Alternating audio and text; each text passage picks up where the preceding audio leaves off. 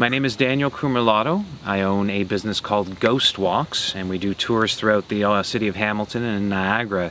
One of the places that we feature is the Hermitage ruins behind me here. Now, I got into this business back in 1999. I helped found a group called Haunted Hamilton. It was a paranormal group, and we focused in on the most haunted locations throughout the entire city, and this one just was on our radar right from the very beginning. And of course we wanted to do the tours and tell its history, and of course the ghost stories and the most famous legend in Ancaster which is associated with it.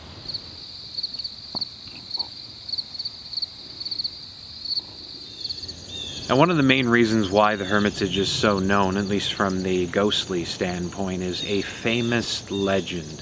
The legend dates back, I don't even know how long, in the town of Ancaster, and it's become sort of a thing for the kids of Ancaster right back in the 1950s. They would be coming out here to prove that they were brave enough to meet the ghost of William Black.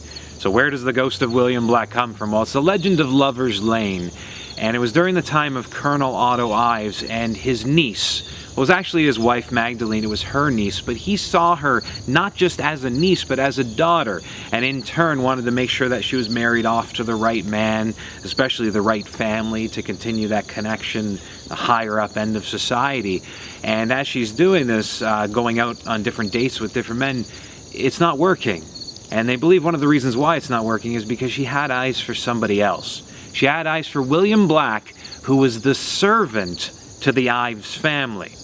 Now, of course, if you watch the shows like Downton Abbey, you would know that this is not acceptable, especially back in those times. So the two of them were both in love, and they had to sneak around to secret areas of the woods here to spend time together without Otto Ives ever finding out. But the funny thing is, it wasn't the niece that started to get worried about this. It was William Black. He was nervous and he felt guilty about hiding the secret from his boss Otto Ives. Now, yes, it was his boss, but he saw the man as a father, and it was eating him inside to do this to him. Now, he told the niece about his plans. He said, "I want to tell him everything. I want to ask for your hand in marriage." And she knew what would happen, but she didn't say anything. She just let him go.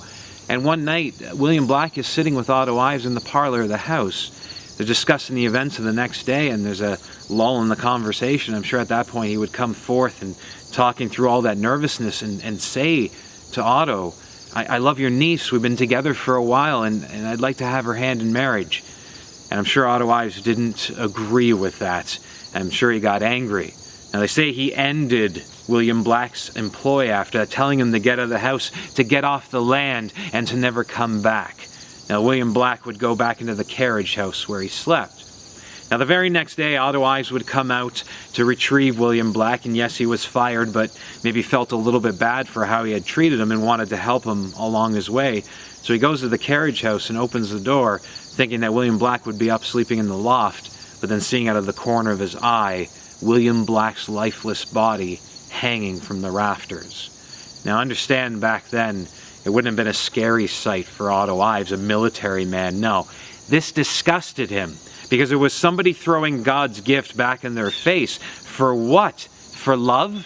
He didn't see that as a true purpose. So he would cut William Black down, letting his body land in a waiting manure cart, take the cart up to where Sulphur Springs and Lover's Lane meet today, and he would dig a large hole in that land, dropping William Black in with the noose still around his neck. And they say that's where he remains. And that's the reason why people see his ghost, especially nights of the full moon, walking down the winding road leading to the Hermitage ruins, usually holding a lantern to illuminate himself. And they say he's looking for his lost love.